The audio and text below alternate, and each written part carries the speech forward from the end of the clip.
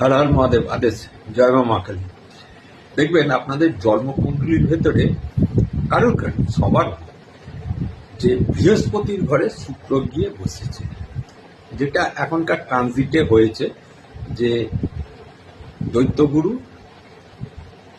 শুক্রাচার্য গিয়ে বসেছে দেবগুরু বৃহস্পতির ঘরে, অর্থাৎ মীন রাশিতে বসে আছে, শনির সাথে জুতি করেছে।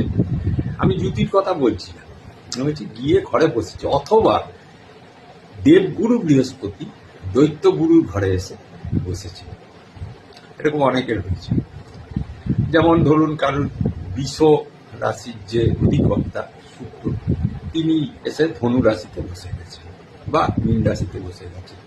এরকম অনেক হয়েছে, এরকম আছে। আপনারা জন্মকুণ্ডলী খুলে দেখে নিন, চেক করে নিন। আপনাদের কি হয় আমি বলে দিচ্ছি। যে দেখুন, দেবগুরু তিনি যাদের এরকম আছে, এই সমস্ত জাতক জাতিকারা না সকালবেলা উঠেই আগে পুজো আচ্ছা সবকিছু করে আগে পরিপাটি হয়ে কাজে বেরিয়ে যাবে, কিন্তু সন্ধেবেলা হলে পরে টুকটুক করে ওই লাল জল খেতে আরম্ভ করবে, বা ওই অন্ধকার গলিতে যাওয়ার চেষ্টা করবে, বা কোনো অকার্য কুকার্যের সাথে জড়িত থাকবে। এটা কিন্তু দৃষ্টি বিনিময়ের ফলেও হয়, কিন্তু সপ্তমে দৃষ্টি বিনিময় যদি থাকে, এটা দৃষ্টি বিনিময়ের ফলেও হয়। তাহলে এর থেকে বাঁচবেন কি করে? আপনি দেখবেন ওই যে শুক্র বা বৃহস্পতির সাথে কোনো গ্রহ, এমন একটা গ্রহ যুক্ত আছে, মানে যিনি হচ্ছেন আইনের পরিমাপে চলে। তাহলে আইনের পরিমাপে কে চলে? শনি চলে।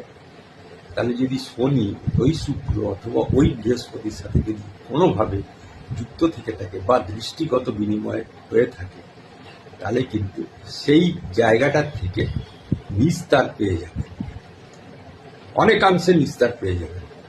তারপরে তো আপনাকে কেউ গাইডেন্স দিয়ে আপনাকে ভালো পথে আনবে, যদি বৃহস্পতি আপনার শুভ থাকে। কারণ বৃহস্পতি হচ্ছে মানে গুরু, অর্থাৎ একজন আপনার জীবনে গুরু এমন কেউ আসবে, সেটা আপনার দাদা হতে পারে, বাবা হতে পারে, কাকা হতে পারে, বা পাড়ার তো কোনো মাস্টারমশাই হতে পারে, বা প্রফেসর হতে পারে, যেই হোক একজন গুরু বা গুরু মাতা এরকম, বা আপনার ধর্মগুরু হতে পারে, আপনার শিক্ষাগুরু হতে পারে।